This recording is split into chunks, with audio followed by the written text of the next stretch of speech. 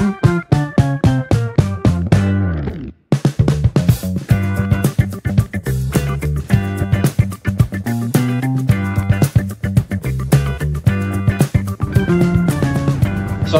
dan salam sejahtera. Kita bertemu kembali di dalam Sekali Ketuk, di mana kita akan cuba mengupas mengenai perkembangan politik dan semasa di Sabah. Saya Khairi Fitri, moderator anda, dan kita sudah masuk di episod yang kelima. Dan kali ini kita bersama dengan UPPM N22 Tanjung Aru, Saudara Ridwan Akli yang juga merupakan Timbalan Ketua UMNO Bahagian Putatan, yang akan berkongsi mengenai isu setempat dan gerak kerja beliau sebagai UPPM di N22 Tanjung Aru. Assalamualaikum, selamat datang Saudara Ridwan ke podcast Sekali Ketuk hari ini. Waalaikumsalam, Saudara Fitri. Terima kasih kerana menjemput saya pada malam ini. Saudara Ridwan cukup orang bilang cukup ganteng orang ini ya. Okey, Saudara Ridwan yang merupakan pemimpin yang cukup berdedikasi. Orang bilang sama hebatnya dengan pemimpin di terutamanya seperti Ketua Pemuda UMNO Malaysia. Sama je, gerak langkah je kan. Jadi sebelum kita berkenalan bersama dengan Saudara Ridwan Akli yang merupakan UPPM N22 Tanjung Aru, mungkin Saudara Ridwan ingin memberi sedikit perkenalan kepada mereka-mereka yang sedang menyaksikan podcast Sekali Ketuk ketika ini.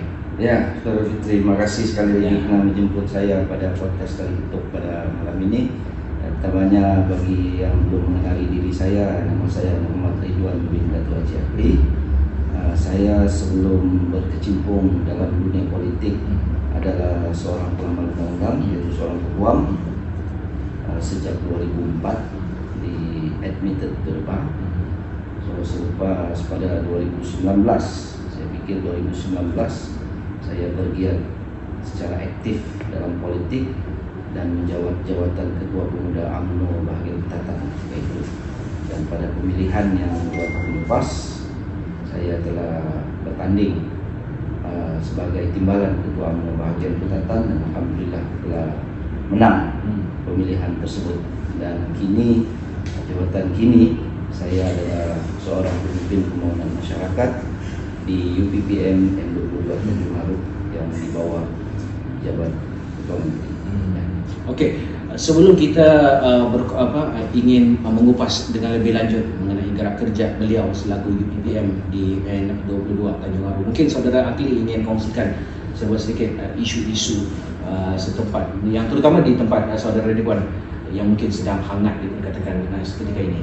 Ya, saya lebih suka mengangkat atau berbincang tentang isu-isu lokal yang berada di kawasan jagaan saya, yaitu Dun Tanjung Aru.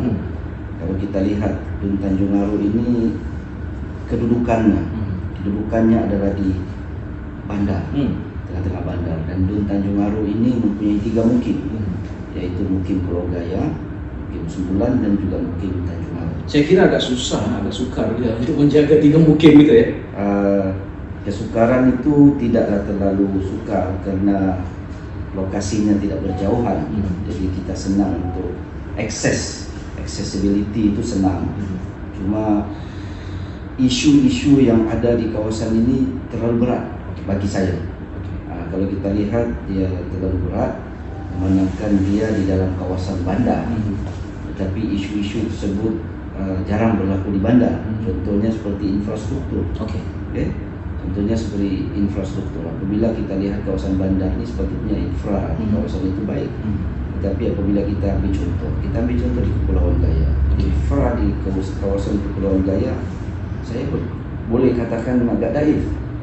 Mana jembatan-jembatannya yang banyak rosak, ada yang memang susah dilalui, tapi sebagai pemimpin terpaksa melaluinya juga. Dan begitu juga isu-isu kebersihan yang ada di kawasan bandar ini, termasuklah dari Tanjung Aru, Sembulan, dan juga Pulau Gaya. Untuk Pulau Gaya, kenapa Pulau Gaya ini seperti ibarat macam dipinggirkan? Saya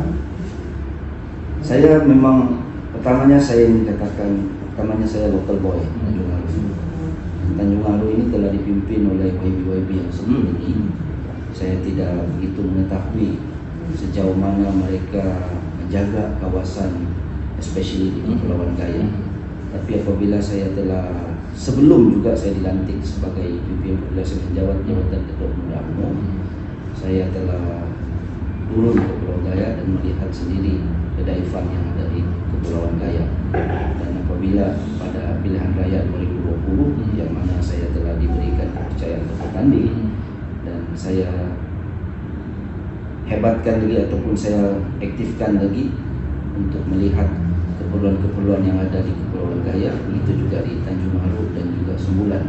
Saya tidak ingin menunjuk jari kepada sesiapa, tetapi apabila saya menjaga kawasan Tanjung Aru ini, saya melihat keperluan-keperluan yang mendesak, lebih mendesak sebenarnya di kawasan Kepulauan Gaya, yang mana mengandungi 5 kampung dan kependudukan Kepulauan Gaya ini hampir sudah mencecah 15.000 lebih.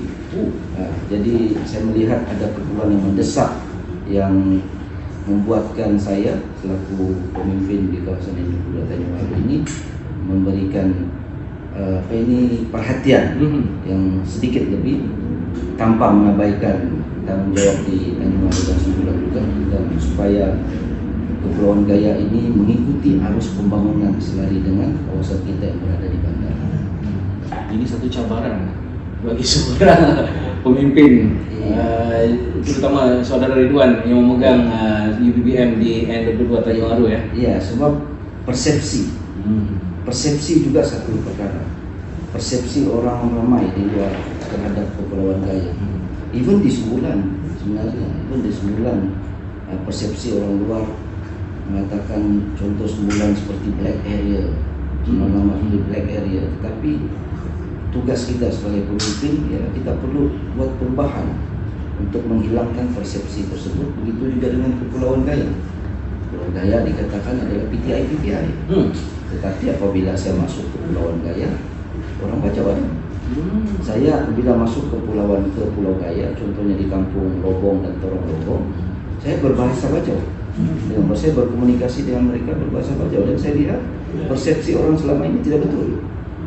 Sebenarnya Pulau Gaya ini diduduki oleh rata majoritinya orang warga negara Malaysia, dan ada yang berbahasa Bajau, dan of course di kampung-kampung lain seperti Bajau Ubian, ada suku-suku kaum mereka lagi yang lain. Jadi saya ingin, bila melihat keadaan begitu, saya ingin membuat suatu perubahan terhadap kawasan tersebut. N22 Tanjung Aru ini buat perubahan yang holistik terhadap kawasan Tanjung Aru, dan juga perubahan persepsi orang ramai terhadap kawasan Gaya, Sembulan, dan juga Tanjung Aru. Okey, kita sudah bercerita dengan isu, dengan persepsi di 3 mukim, dan tentunya saudara yang sedang menyaksikan ketika ini sudah pun memahami di mana di antara 3 mukim di Tanjung Aru, Pulau Gaya orang bilang yang paling kritikal ya. Jadi mungkin ada gerak kerja dan juga perancangan yang telah saudara Akli lakukan. Mungkin saudara Akli boleh kongsikan di sini gerak kerja yang telah dilaksanakan sepanjang dari UPPM di Tanjung Aru.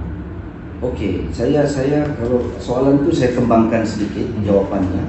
Biar kita pergi ke satu mukim secara ringkasnya. Kita pergi kepada Tanjung Aru dahulu. Tanjung Aru alhamdulillah infranya setakat ini masih okey, tetapi perlukan penambahbaikan juga.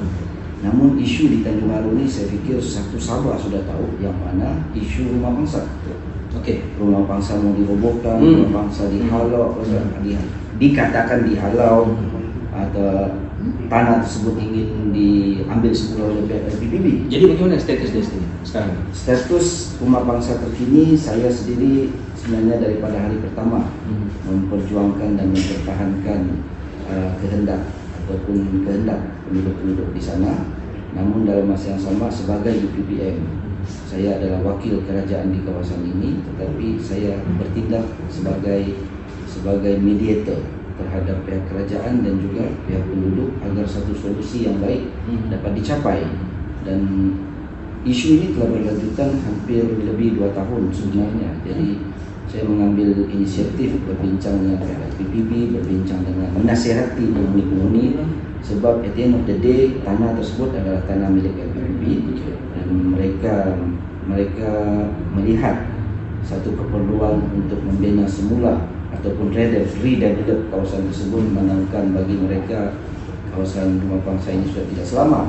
Saya mengambil inisiatif membantu penghuni-penghuni juga dan juga PBB, yang mana saya sendiri yang menekankan sekiranya bangunan itu tidak selamat, perlu ada satu konsultan yang bertauliah untuk membuat kajian terhadap bangunan ini sejauh mana keutuhannya, dan perkara ini telah saya laksanakan, yang mana konsultan Ikram telah dilantik dan finding pun telah dibuat, yang mana saya membawa hampir seluruh ketua-ketua blok ketika itu naik ke LPB untuk berbincang dengan pihak LPB. Tapi to cut it short, buat masa ini ramai yang telah berpindah daripada rumah bangsa, dan kita atas komitmen kita memberitahu ataupun memberi nasihat kepada LPPB bahwasanya mereka yang layak di kawasan rumah bangsa ini diberikan penempatan semula di PPR yang berdekatan di kawasan Kota Kinabalu ini yang di bawah sediaan LPPB. Dan alhamdulillah setakat ini saya baru meeting pada mesyuarat di Mesyuarat Tindakan Daerah di PKK kemarin, yang mana dihadiri juga LPPB, dan data setakat ini hanya tinggal lebih kurang dalam 22 penghuni saja yang menunggu untuk berpindah daripada kawasan rumah bangsa, karena saya sendiri pun concern terhadap penghuni rumah bangsa atas keselamatan mereka. Jadi saya pun memang berkali-kali juga nasihatkan PKPBB, memberi pandangan pada PKPBB, begitu juga nasihat kepada penghuni agar kita berpindah pada yang layak. PBB perlulah tawarkan rumah semula kepada mereka, dan kepada yang layak itu juga, sehingga yang sudah mendapat tawaran berpindahlah dengan segera atas faktor keselamatan mereka sendiri. Itu untuk Tanjung Aru. Untuk sebulan pula isunya agak sensitif dan hangat, karena beberapa bulan yang lepas, I think perkara ini sudah berlaku sejak tahun lalu, yang mana pihak kerajaan telah membuat keputusan untuk redevelop Sembulan, yang satu proyek dinamakan Sembulan Urban Renewal Scheme. Sebenarnya proyek Sembulan Urban Renewal Scheme ini telah berjalan telah lama sebenarnya. Dia phase by phase. Fasa pertama yaitu apa yang berlaku di Taman Sempulang ini kita lihat. Fasa kedua ialah Grassfield. Itu fasa kedua, dan fasa ketiga inilah yang berada di Sutra Avenue dan Harbour City itu, dan di belakangnya itu yang ada penempatan rumah di atas air, dan sebahagian sedikit mungkin kawasan Sembulan lama. Jadi apabila kerajaan telah mengambil keputusan untuk membangunkan semula kawasan ini, memandangkan tempo pajakan tanah-tanah di situ telah luput, maka kerajaan ingin redevelop kawasan tersebut. Isunya apabila penduduk kampung, sebenarnya penduduk kampung tidak membantah sebarang pembangunan, tetapi biarlah kebajikan mereka dan hak-hak mereka dijaga oleh pihak kerajaan.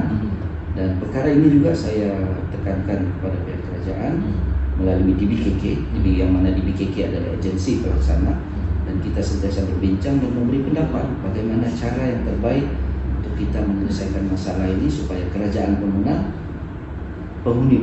Dan saya tekankan kepada pihak kerajaan melalui DBKK, yang mana penghuni asal Sembulan Tengah ini mesti dibela dan diberikan pampasan. Bagi mereka yang masih ada tempo pajakan, diberikan pampasan dan diberikan perumahan sebenarnya.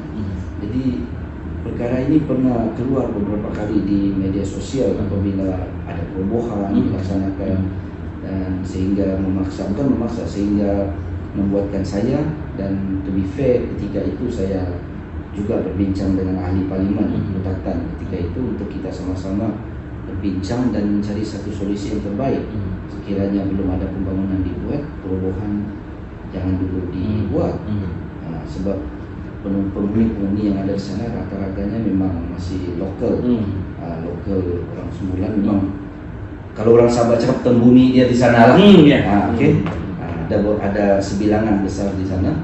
Jadi kita minta pihak DBKK apapun sebarang tindakan ataupun perancangan ataupun tindakan sebenarnya yang hendak dibuat ke kawasan ini, sebenarnya maklumkan kepada pihak DPPM dan juga pejabat parlimen, dan kita berbincang untuk memperhalusi tindakan-tindakan tersebut supaya ianya tidak menyakiti hati penduduk yang ada. Dan inilah juga salah satu cabaran yang kita hadapi, yang saya hadapi di PPPM, karena apabila ini berlaku, kita sebaiknya kalau boleh kita boleh menyediakan penempatan mereka semula. Yang mana perancangan saya? Perancangan saya ketika itu I think 2021 sebelum PRU ke-15 hari itu, saya membuat perancangan dan paperwork yang mana di Dun Tanjung Waru ini mesti dibangunkan satu rumah PPR. Dan kertas kerja tersebut saya telah laksanakan, telah buat, dan permohonan untuk memohon rumah PPR untuk kawasan Dun Tanjung Waru ini telah saya serahkan sendiri kepada Kementerian Perumahan KPKT, Kementerian Perumahan dan Kerajaan Tempatan, yang ketika itu menterinya diterajui oleh Datuk Seri Rizal Melikan. Namun apabila pilihan raya 2022 PRU ke-15 Barisan Nasional lewas dan kementerian itu telah diambil alih oleh pihak yang lain, maka saya lihat di situ tidak ada akses sudah saya. Sudah tidak ada akses. Namun alhamdulillah memandangkan ahli parlimen Kuantan adalah daripada Barisan Nasional. Jadi saya berbincang dengan beliau, supaya dapat bekerja sama untuk kita realisasikan perkara ini, karena ianya satu keperluan yang mendesak, di kawasan ini. Dan saya telah cadangkan 3 lokasi. Pertamanya di Tanjung Waru ada 2 lokasi, dan lokasi yang ketiga adalah di Sembulan Tengah. Tapi yang lebih sesuai bagi saya adalah Sembulan, karena Sembulan ini adalah tanah kerajaan. Tanah kerajaan. Jadi yang saya dimaklumkan dan saya difahamkan beberapa bulan yang lepas, pihak KPKT juga telah turun ke kawasan ini untuk melihat lokasi yang ada di Sembulan ini. Dan mudah-mudahan perkara ini yang saya perjuangkan bersama dengan ahli parlimen Kuantan berhasil untuk memberikan kemudahan ataupun memberikan rumah mampu milik kepada rakyat yang ada di kawasan Dun Tanjung Waru ini. Sembulan. Pulau Gaya lagi. Saya terus saja, silakan. Kalau Pulau Gaya lagi isunya, ya dia ada 5 kampung. 1 kampung telah digeser, yaitu Kampung Lokurai. Manakala 4 kampung lagi belum digeser. Jadi saya sendiri dalam perancangan saya pun sudah, bukan dalam perancangan, sedang merancang untuk melakukan pergeseran di kampung-kampung ini.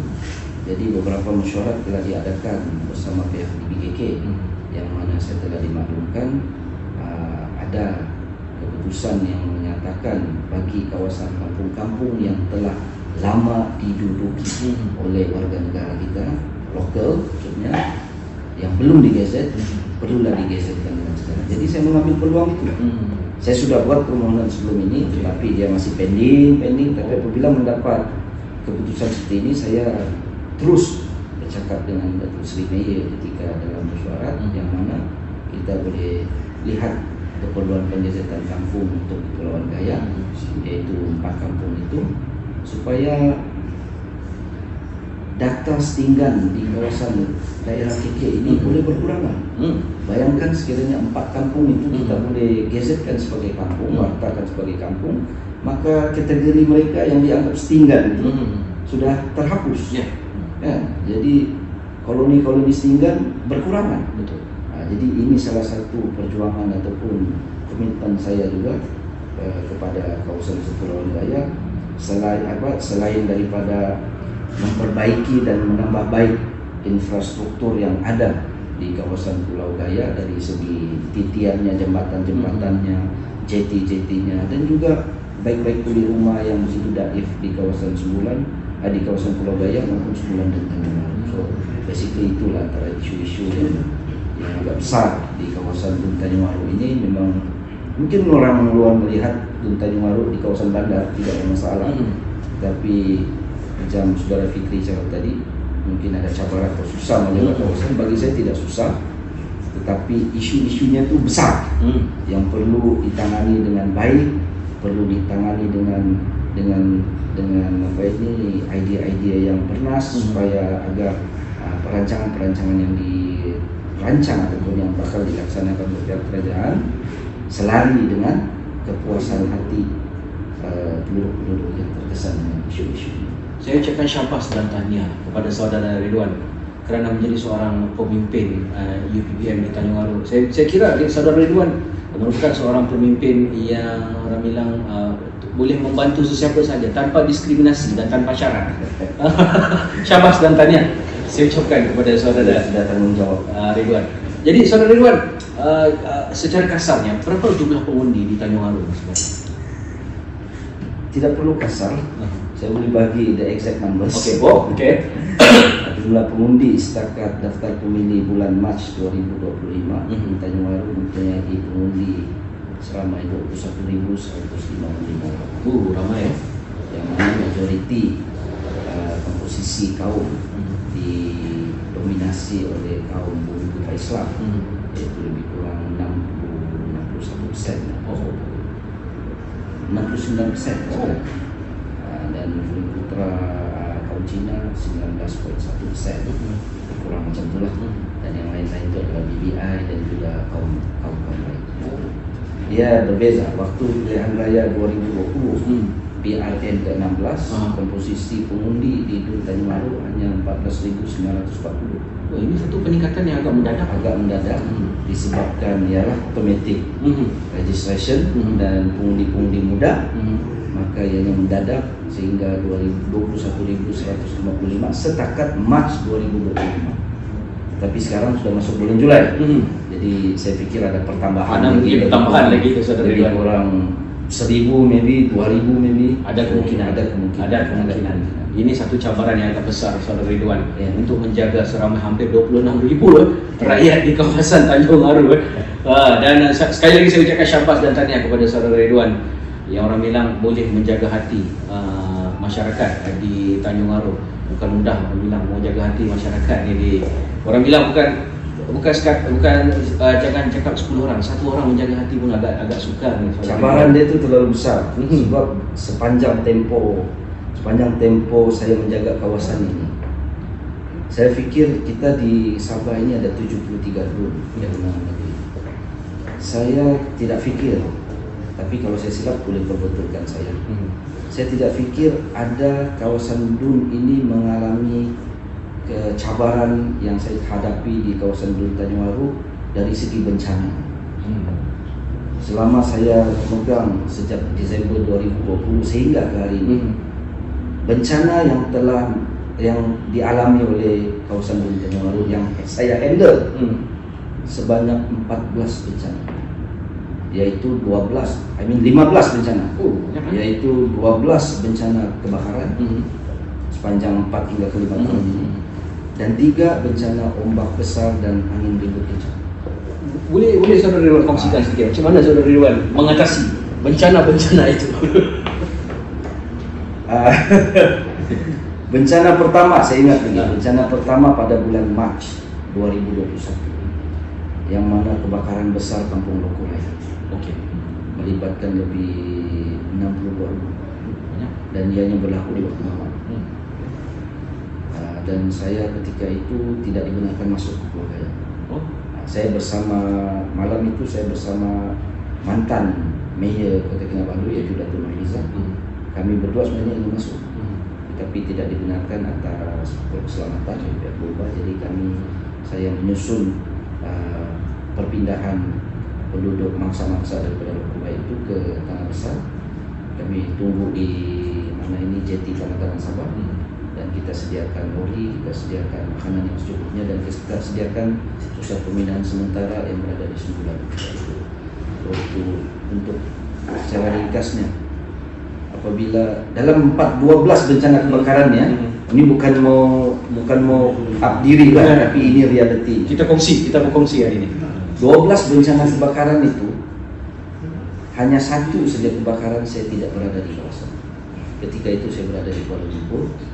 Tetapi 11 bencana kebakaran yang berlaku, saya adalah pemimpin pertama yang berada di lokasi. Tidak kira dia malam kan, tidak kira dia pagi kan. Memang saudara Ridwan orang pertama sampai sebelum lagi adanya pihak kebajikan, sebelum lagi ada pihak KPN. Boba memang datang awal lah. Saya sudah telepon apabila perkara berlaku, kita akan menghubungi bomba untuk segera. Inilah beza anak Jati. Kalau bilang anak Jati Tanjung Aru Ya. ya. Dia anak Jati dan pemimpin, ya, memang cepatlah info Saya pernah apabila kejadian kebakaran di Lok Baru, Kurai. Ketika itu tengah malam. Dan saya dimaklumkan dan saya telepon pejabat, oke, saya mau masuk Pulau Gaya. Tengah malam, saya mau masuk Pulau Gaya, ingin tengok keadaan di situ. Dan beberapa staf saya ikut. Dan yang mengikuti saya ketika itu adalah CDO saya, Puan Salina, perempuan. Dan juga penyelia saya, Puan Nurila, perempuan juga. Pukul 12 tengah malam kami bergerak ke Lok Baru, Lok Kurai, menggunakan bot kayu pergi ke sana dan melihat keadaan di sana dan menyelesaikan apa yang dalam keadaan gelap gelita naik bot ya. Ini satu cabaran. Itu yang di Lok Kurai. Dan ada beberapa kawasan di Tanjung Aru kebakarannya pukul 3 pagi. Dan saya dikejutkan dan saya terus turun ke kawasan itu. Tapi kebakaran yang besar dalam semua itu adalah di Kampung Tanjung Aru Lama dan juga yang berlaku sekitar pukul 1 pagi. Dan saya dikejutkan dan saya terus ke sana lah sehingga pagi. Dan kebakaran besar di Lok Kurai, yang selebihnya itu kebakaran sederhana yang mungkin melibatkan 4 rumah, 5 rumah. Itu antara cabaran yang saya hadapi.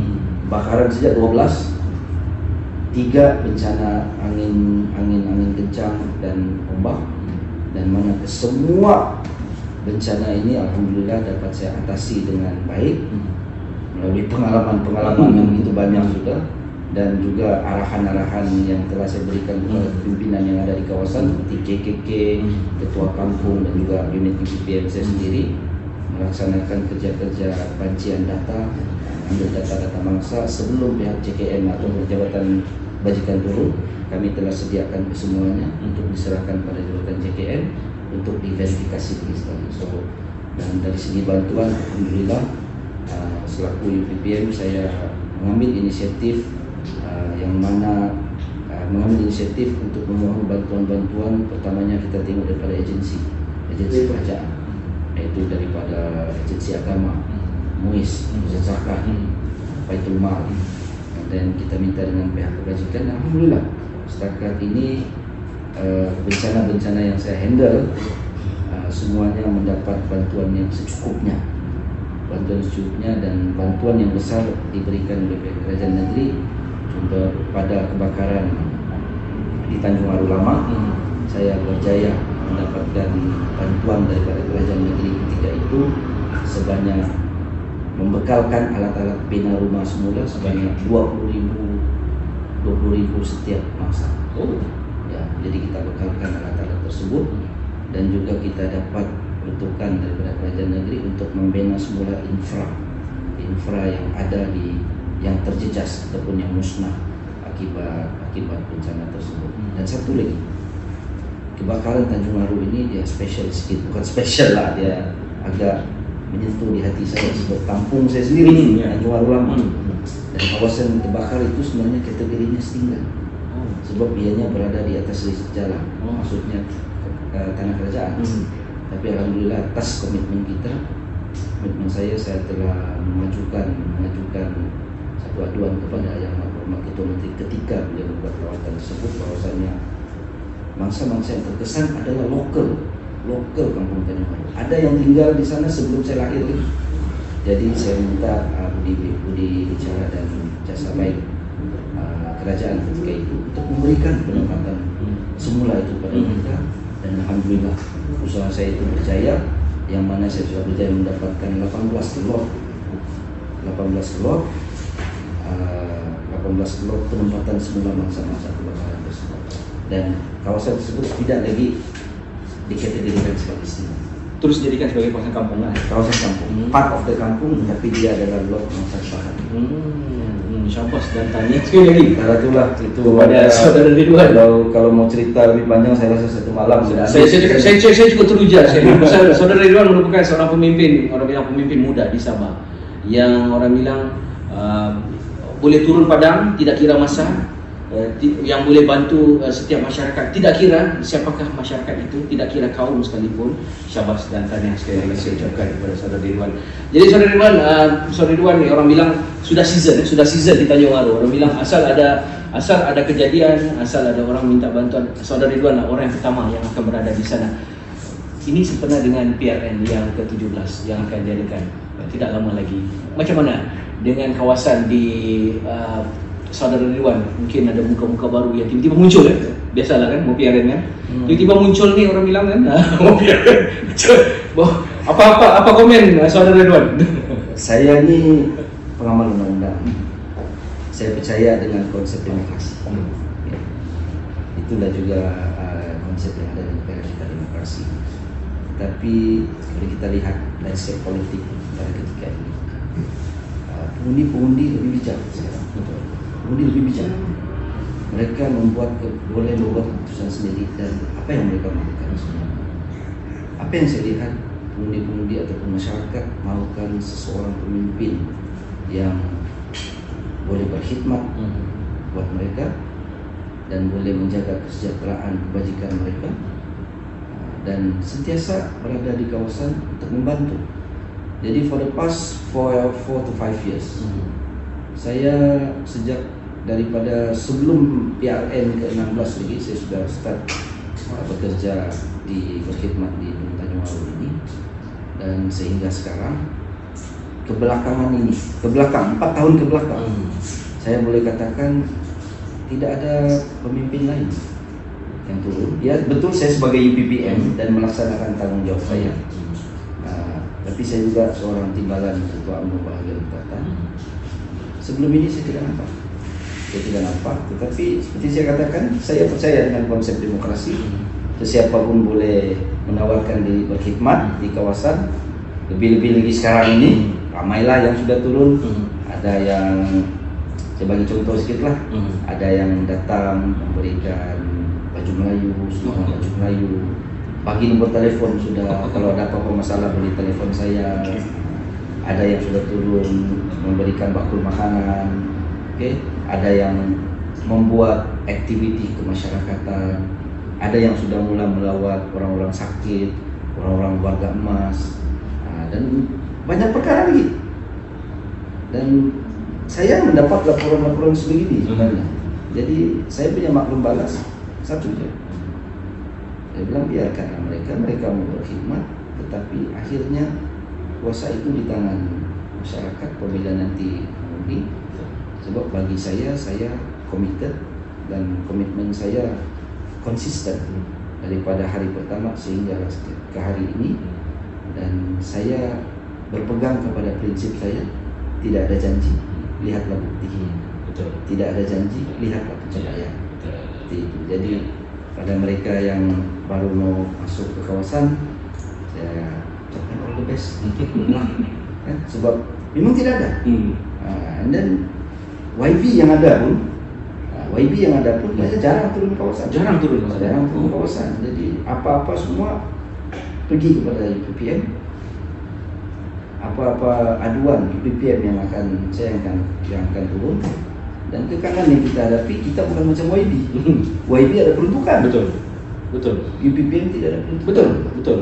UPPM tidak ada peruntukan. Ada peruntukan sedikit yang diberikan untuk bantuan-bantuan orang susah daripada pihak kebajikan. Itu saja yang kita gunakan. Yang selebihnya kena gunakan inisiatif sendiri, budi bicara sendiri, bagaimana untuk kita membantu rakyat yang ada di kawasan walaupun ada kekangan-kekangan peruntukan. Karena bagi saya, ketiadaan peruntukan ataupun you sebagai pembangkang di kerajaan negeri atau whatever it is, once you sudah jadi pemimpin yang diberikan amanah, mau tidak mau, suka tidak suka, kita kena cari jalan macam mana untuk membantu rakyat yang memerlukan. Dan alhamdulillah, apabila laporan-laporan seperti ini datang dengan saya, ada yang datang bawa ini, ada yang buat ini. Saya simple, semua yang mereka buat tuh semua sudah saya buat. Semua sudah saya buat. Bukan saja dari segi pembangunan, kebajikan, daripada segi kebajikan, daripada segi pembangunan, pembasmi kemiskinan, kesehatan, program kemasyarakatan. Alhamdulillah sepanjang saya berada di UPPM, semuanya telah saya laksanakan dengan berjayanya. Alhamdulillah dipermudahkan oleh Allah SWT. Saya kira pemimpin yang tenggelam-tenggelam timbul ni mungkin yang tidak akan tahan lama lah Saudara Ridwan. Dan Saudara Ridwan merupakan unsung hero ya. Sekiranya anda yang baru mengenali Saudara Ridwan beliau adalah merupakan unsung hero di Tanjung Aru. Bukan siapa-siapa, beliau bukan adul, beliau hanyalah UPPM di N22 Tanjung Aru, tapi beliau bergerak lebih hebat daripada adul di Tanjung Aru. Itu kehebatan Saudara Ridwan. Kalau pendengar-pendengar ataupun penonton yang ingin melihat gerak kerja saya, boleh layari Facebook saya, Ridwan Akli, dan juga TikTok saya Ridwan Akli, boleh lihat gerak kerja saya di situ. Sebab kadang-kadang kita dapat komen. Betul. Apabila kita dapat komen, ada yang bagi komen, oh dekat PRN baru turun. So jawaban saya simple je pada komen tu. Saya reply, sila lihat page Facebook saya, page saya, lihat TikTok saya. Sekiranya saya ni hanya turun sewaktu dekat-dekat PRN ataupun tidak. Dan baiknya ada satu komen, saya share sikit. Ada satu komen di TikTok saya. Dia komen, saya tidak ingat video yang mana. Dia komen, biasalah dekat PRN baru mau turun. Jadi saya komen dengan baik.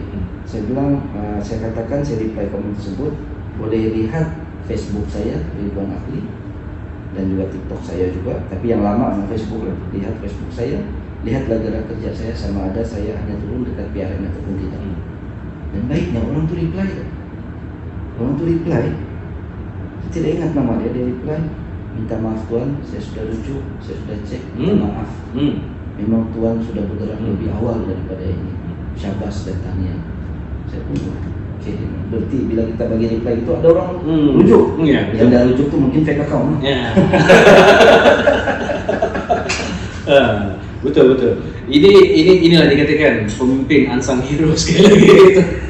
Memang orang bilang kalau anda mencari seorang pemimpin muda, inilah dia, Saudara Ridwan Akli. Terima kasih kita ucapkan kepada Saudara Ridwan sudi berkongsi hari ini di podcast Sekali Ketuk, berkongsi berkenaan dengan kawasan Saudara Ridwan di N22 Tanjung Aru. Semoga Saudara Ridwan terus maju jaya, dan semoga Saudara Ridwan terus menjadi seorang pemimpin yang cukup berkaliber, terus mensantuni masyarakat di luar sana. Dan berada di luar sana, teruskan anda menonton di podcast Sekali Ketuk. Jangan lupa untuk follow, like and share di medsos kami, jangan lupa. Dan sehingga kita berjumpa lagi. Saya Khairi Fitri, moderator anda. Assalamualaikum, salam hormat, berjumpa lagi.